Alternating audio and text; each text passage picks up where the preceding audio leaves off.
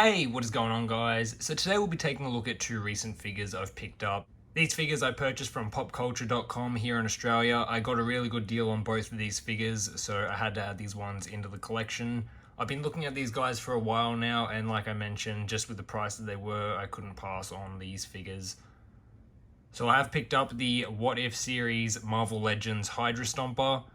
This is a deluxe release. I'm really stoked to finally have this one to go with the Captain Carter.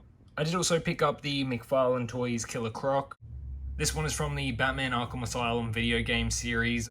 I really enjoyed these games. They are probably one of my favorite Batman stories that have been told. And I do have the previous release Joker as well. And I did also pick up one of the Batmans from the Arkham Knight that were released back in the day as well. I believe it was a DC Direct or something else that did own the rights at the time, but that Batman does scale in with my Joker. So it's nice to add the Killer Croc, and I will probably pick up some of the other characters from these video games as they do release. So the Hydra Stomper was already marked down just because it did have a damaged packaging. The figure itself is all in good condition, so I wasn't worried about that as I was pulling this figure out of the packaging. And then I did also get a further discount on both of these figures just with the sale they had going on. So it was a perfect time to pick up both of these figures. Here is a look at the figure in the packaging. The Hydra Stomper is already quite a large box, as most of these deluxe figures are. Here's just it compared to a standard Black Series figure box. And also the Killer Croc, which is in an even larger packaging. And I've just chucked it on the ground here just so you guys can see how large this box really is. So we'll go ahead, we'll pull these guys out and we'll take a closer look. And here's a shot of the Hydra Stomper in the plastic. He does have his accessories there, and also the rockets are in a separate plastic piece also.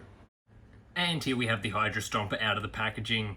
Looking really good standing there. He is quite a large figure as to be expected. I do like the colour scheme going over the figure, the sculpt on this one, and a lot of the details, so that is quite nice. For accessories, he does come with the interchangeable fisted hands, the two blast effects for the rockets, and the rocket itself that goes on the back of the figure.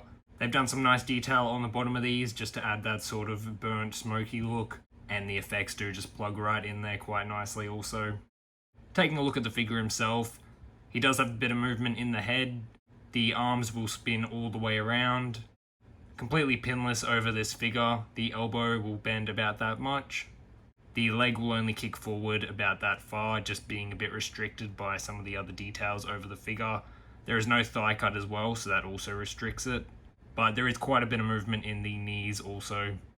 The shoulder pads are a softer piece, so they will get out of the way. So that all works really well also.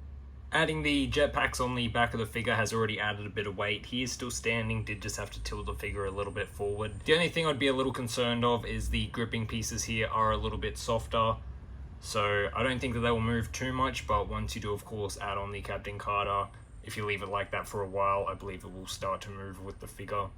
And here I just have the Hydra Stomper with Captain Carter herself, just to give you guys an idea of the scale of this figure.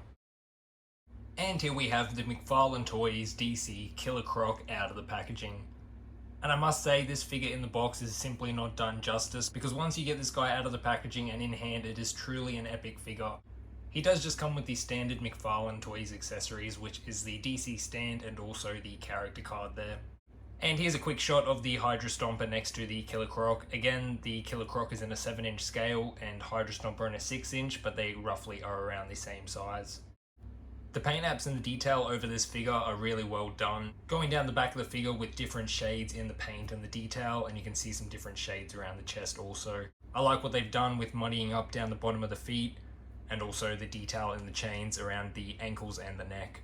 Not a great range of articulation in the neck. It will go up and down a little bit and also side to side, same as in the torso. There is the abdomen cut there, but again, you'll only be able to move the figure so far. The left arm on my one is a bit loose, as you can see there. It does still hold in the poses when you do move it around, but just something worth noting. The elbow will bend about that far forward, and there is articulation in the wrist there. Again, just some nice detail over the gauntlets also. The leg will kick out about that far also. There is the double jointed knee, and there is also toe articulation, which will bend extremely far. The crutch piece is a separate rubber overlay. The detail's done really nicely in the rope belt there.